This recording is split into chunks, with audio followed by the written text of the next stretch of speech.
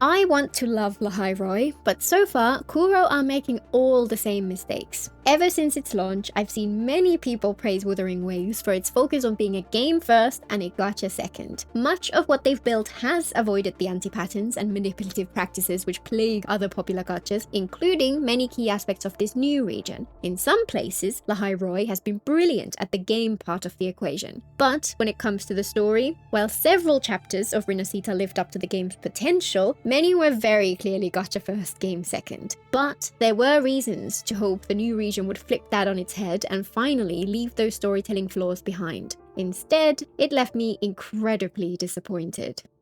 Before we get to any downsides, let's acknowledge Wuba Story's greatest strength, their presentation. Even back in version 1, when other parts of the game were at best unpolished, Kuro absolutely knocked this aspect out the park. The cutscenes are incredible, of course, and gain a ton of attention and well-deserved praise. They're always beautiful and fluid, and they'd feel right at home at the climax of any top-tier animated film. And they've improved over time. The seamless mix of 2D and 3D animation to give the final battle of Rinascita that extra oomph was utterly stunning, for example. But for me, the cinematography during their in-engine scenes was always the thing that made it stand out. Careful use of camera angles, focus, and framing to emphasize the story being told is often neglected in games, especially when they can lean into those hype moments to distract from the flaws elsewhere, but Wuwa's is almost always immaculate. It's often hard to tell when a pre-rendered cutscene ends and where the in-engine dialogue begins, and it makes the whole experience feel like you're watching a polished movie. In Lahai-Roi, the presentation meets these expectations. The cinematography and cinematics are again fantastic. It helps that the city itself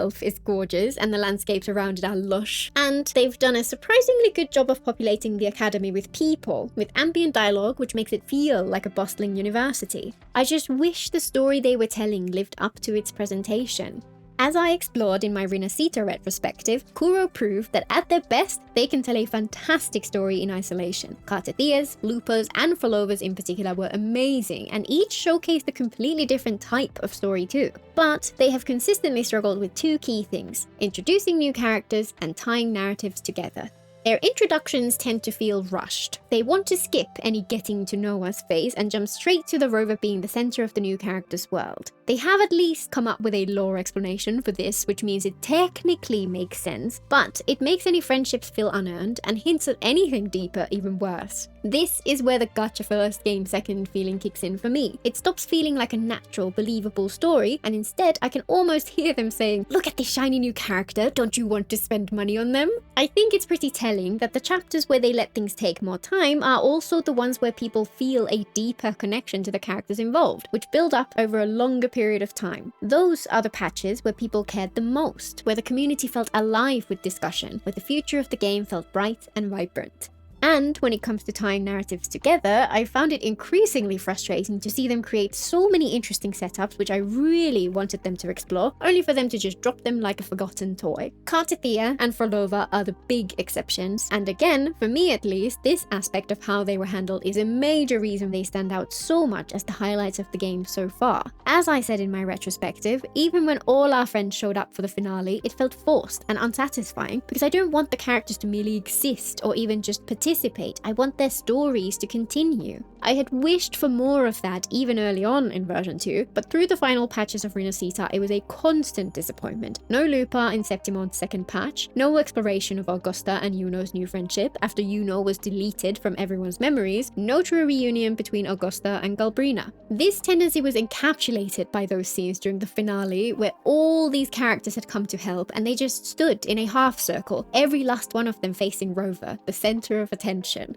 But right at the end, despite how rushed our friendship with Chisa felt, I did feel a spark of hope for Lahai-Roi on both these points. First, even though it seemed a little odd that our godlike millennia-old protagonist would be going back to school, it's hard to think of a better setting to help Kuro finally get the hang of group interactions and maybe some more gradual growing friendships. Education shoves students into a classroom together and forces them to interact, not only with one another, but also with teachers and other staff, and so many of the most popular tropes in that setting involve relationships which change over time. Surely, Kuro would dive into some of those? And second, Chisa felt perfectly placed to kickstart a more connected narrative. She was already a student from Lahai-Roi, but much would have changed during her 20-year absence. A perfect excuse to have Rover and Chisa stick together and team up with 1 or 2 new characters as they explore their new surroundings, compare to things which were different back then, and start to get those friendships growing. And not to mention the emotional payoff to her story, her reunion with her parents. Sadly, it did not take long for that hope to fade. The early part of the quest felt promising. The presentation was fantastic, of course, and I was glad to see Lynae given hints of depth straight away. She presents herself as a happy-go-lucky and friendly face, but that's clearly a facade and there was something sus going on. The introductions of both Mornye and Luuk were intriguing too. They both clearly knew the Rover in the past, adding subtext to their interactions which makes me want to know more about them, their history, and Rover's past interactions in Lahai-Roi. We didn't actually make it to our first class in the first entire act, however, so even though the academy feels vibrant and full of life, this part of the story was entirely focused on Lynae outside of those brief introductions. Which, unfortunately, means that Chisa was completely sidelined, and the way they handled her makes me doubt they'll make the most of her in the upcoming quests. It bears repeating that I was one of those who felt her story in 2.8 was poorly executed and her relationship with the Rover rushed, and while I hoped she'd get us familiar with the academy just because it would have been more coherent storytelling, I don't feel all that much towards her personally. That said, the way her reunion with her parents was brushed aside in a single sentence confirmed that Kuro really don't give a shit about their characters unless they're selling them to us right at that moment. This has been a constant issue in the past, but this was by far the most jarring case. It was the definition of gacha first, game second, and it shatters the illusion of the story. If Kuro don't care about their own characters, why should we? It's possible that she'll return and be more present once we actually start going to classes, but at this point I would be unsurprised if she's taking a different course or something like that, and we never see her outside of some occasional cameos. Hell, I expect Lynae to be in a different class as well. And while I found Lynae intriguing at first, even though this entire quest focused entirely on her, her character ended up kinda falling apart for me. Again, the way they presented it was really good. The pacing of the story was engaging, they did a solid job of slowly revealing her backstory and her current situation, and it all built up to an exciting finale. Her backstory is the key to understand why she felt off to me. Lynae is from the New Federation, which is presented in her flashbacks as a harsh and cutthroat city where only the ruthless survive, especially in the mercenary subculture she grew up within. She found a murdered body in an alleyway and realized the dead girl's invitation letter to the academy could be her ticket to a better life. But it turned out that the original Lynae had been a Fractidus spy tasked to infiltrate the academy. Since her arrival, she's had to string the Fractidus along while secretly working against them and hoping to find her way to freedom. This is an awesome backstory which sets up a kick-ass character, but the more time we spent with Lynae, the more it felt like they failed to commit to this.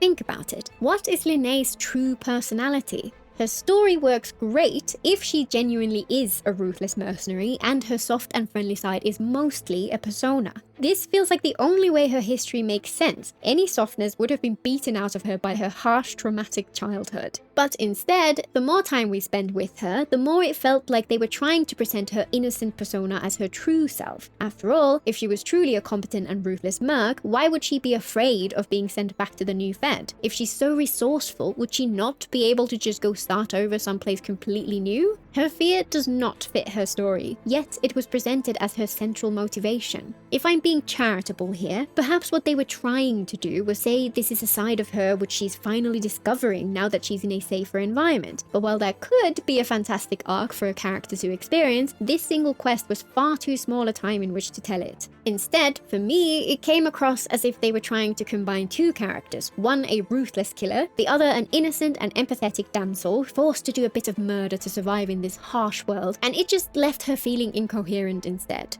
And when it comes to the consequences of the story, once again, they completely wiped away such interesting sources of ongoing conflict. The tension caused by Lynae's life as a double agent could have built up over time and been a fantastic subtext to all her interactions with other characters in the future. It would have given her an interesting story which lasted beyond this initial act, which could have tied together with future characters in ways which make the whole thing come alive. Instead, it gets resolved in no time at all as a final payoff after the climax of the story, Lynae's arc now feels mostly done, and the only important thread left is the existence of her hidden Fractidus contact. And of course, there's no reason we can't hunt them down without her. I don't understand how anyone who actually likes Lynae as a character could be satisfied with this. Wouldn't you want her story to continue? This is where the argument of those who defend gacha-first storytelling falls flat. Even for people who do enjoy gathering their wives, in the long run this approach will leave them feeling empty. And it wasn't just the way they handled Lynae's arc which felt off to me. Two of their bad habits in previous regions were their tendency to speedrun introductions and to rely on hype moments to carry their stories.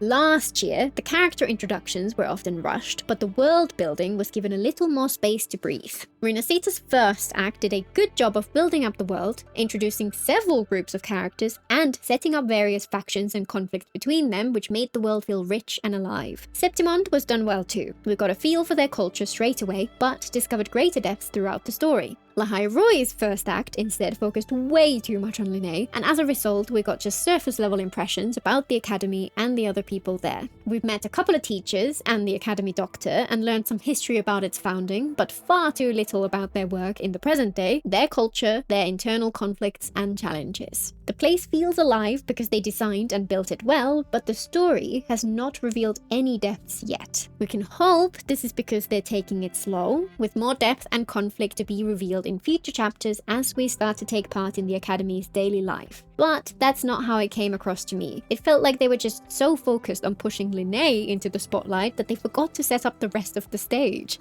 And that desire to plant the focus entirely on the banner character led to the finale falling flat to me, despite its awesome cinematic. Every step along the way I was wondering, why was it only Rover and Lynae who fought the worm? Sure, the academy's defenses had gone down and they were scrambling to get everyone vulnerable back to safety, but it could have been a perfect moment to showcase the academy's strength. This is a high-tech school filled with the most talented resonators from across the world, all working together to build the technology of the future. It would have been just as hype to see Rover and Lynae distracting the void worm at first, holding it off until the academy's mechs were able to get over there and blast it into pieces. Instead, the gacha came first and it all had to hinge on Lynae to save the day.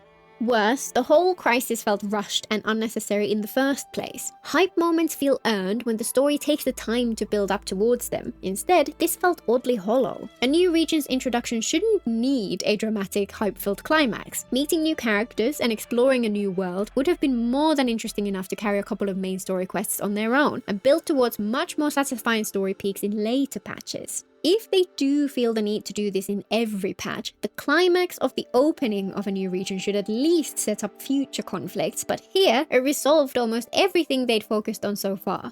I suspect their other motivation for all of that was to completely change the dynamic we can expect when Rover joins his classes. Before, Rover would have been just another student, forced to build up normal relationships with the others in their classes. They might have been a novelty if they were introduced into a class which had already started studying, but they would not have stood out all that much. Now, Rover is going to start as a celebrity, the new student who saved the entire academy almost single-handedly before they even took their first class. Average students are going to be in awe, teachers will be intimidated and impressed, Rover will wow them with understated genius, and everyone will clap. That will undoubtedly appeal to many people. To the rest of us, it's yet small wasted potential.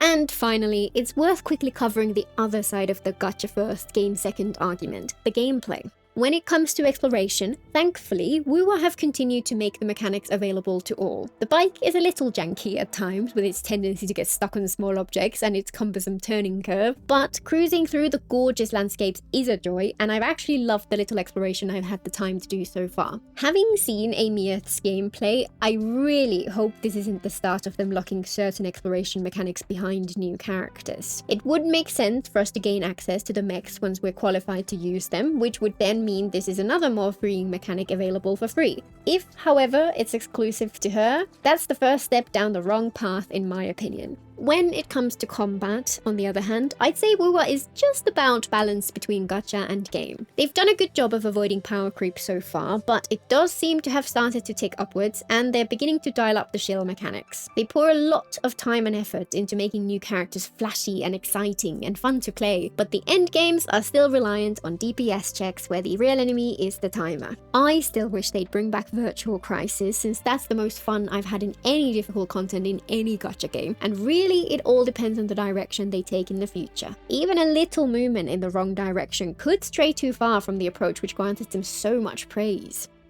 I don't expect every patch to be a narrative masterpiece, but I would expect the first chapter in a new region to function as an introduction instead of an advertisement. Last year, Kuro seemed excited to introduce us all to Rinascita. They took their time to showcase all that they'd created. They introduced characters like Brant, Phoebe, and Zani, and even Kartathea in its debut patch long before their first release. They set up factions and conflict and mysteries for us to uncover. In Lahai-Roi's first act, all that was overshadowed by Lynae. The only real difference this entire story made is that Rover is, once again, the hero of all things, the center of the world. I'm not against a story where that's the end result, but when it's this unearned, it just ends up feeling hollow. I guess we just have to hope that the second act will be a little different. Until next time.